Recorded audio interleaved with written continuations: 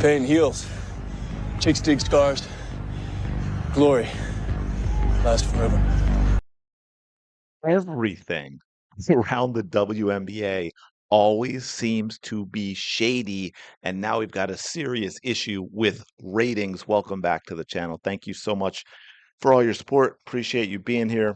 Hope you're having a fantastic day as we head into the weekend. Shout out to the 19. So this is wild. As we know, this season no Caitlin Clark for a long time. Ratings kind of kept afloat because of the Fever fans and the Caitlin Clark fans continuing to tune in hopes that Caitlin Clark will return. We know that she had massive, massive numbers early in the season that helped elevate things, especially for the major networks like ABC and CBS, who didn't have a ton of games anyway. They got the early Caitlin Clark Fever games that did 2 million plus. And now I was actually going to do a ratings video the other day because I thought that it was kind of interesting. Now we know previously for that first game, the ratings for the Indiana Fever game were cut in half from the previous game one last year against the Connecticut Sun. And now it gets even crazier. I also will say, you may have noticed this year it's been more difficult to find the ratings. They're not putting them out there like they used to. We have to do a little more digging. And as you can see here, game two of Fever Dream, as reported by Chloe Peterson, Indiana Fever reporter, on Tuesday, averaged 1.5 million viewers on ESPN, second most watched first round game two ever. Is it though? Is it though? Which is why I asked for a source.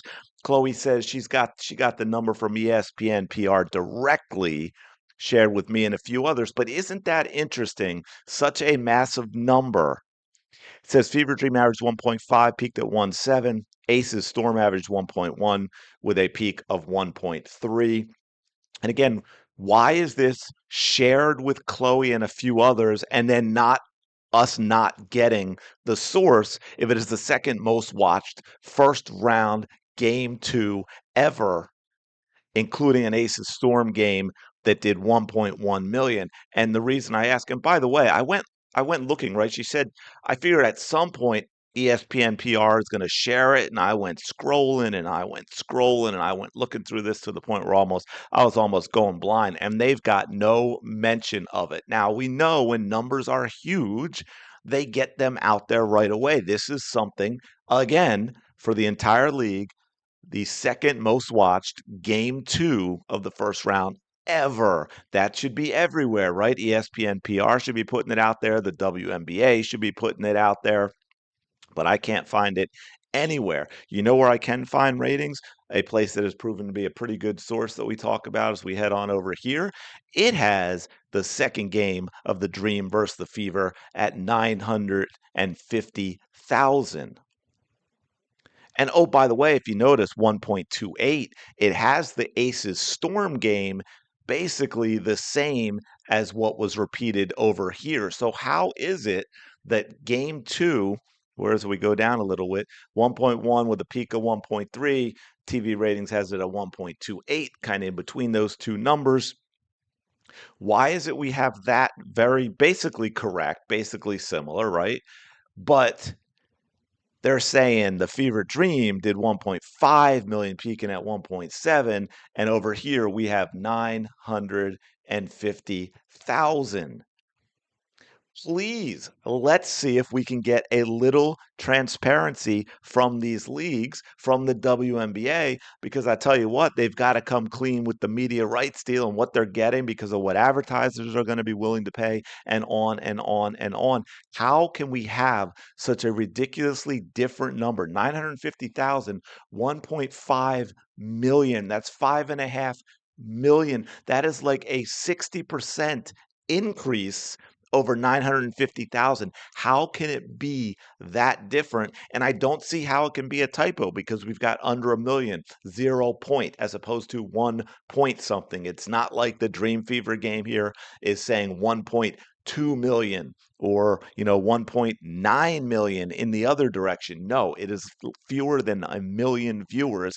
And again, while I have no doubt that it could be 1.5 million for Fear fans tuning in to watch the game at Gamebridge that might be the final game this season, might be the final chance to see Caitlin Clark on the bench, and there might not be a 2026 season, as we all know. So I can see how it could get a boost.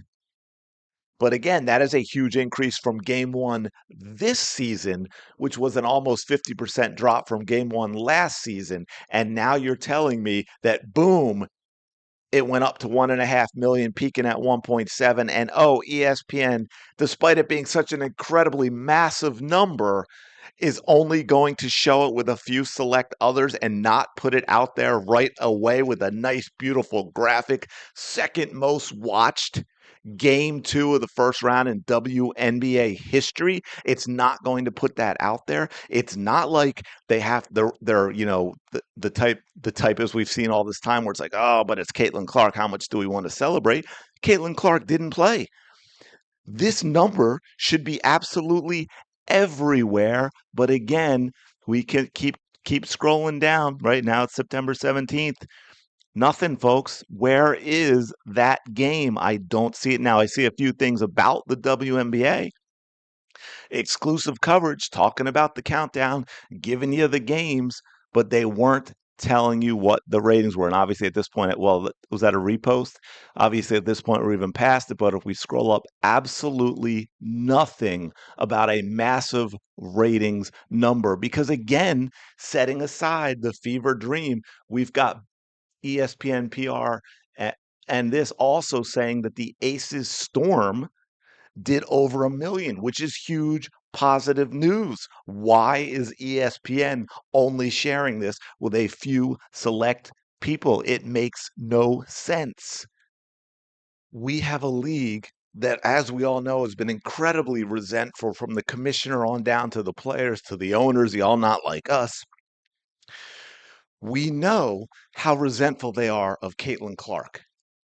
Caitlin Clark didn't play in these games. If this number is correct, why is it not out there everywhere? Why would the WNBA not plaster this number everywhere? Why would they not be talking about this number on the other games, on the halftime shows, the pre-games, the pros games? Talk about, and look, it could come out that this is correct. Although at this point, with the way they're handling it, even if they do come out now and say 1.5 million, I'm not completely sold on the fact that it is the correct number, considering the way they've handled this thing. And it goes back again to the WNBA and their absolute complete lack of professionalism or understanding of basic marketing, what it is they're doing. They just don't seem to have any idea what is going on. And I'm going to keep digging. I'm going to look for this number.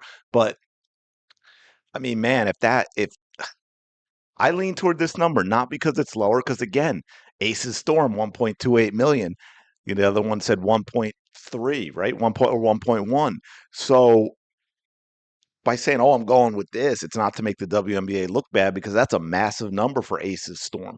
And in fact, I think it's even more massive going with these numbers to say, hey, look, people got sick of the way the Fever and the WNBA treated Caitlin Clark, that they're tuning out to her games, but they're watching the Aces Storm. Like, that's a huge positive spin for the league right there, right?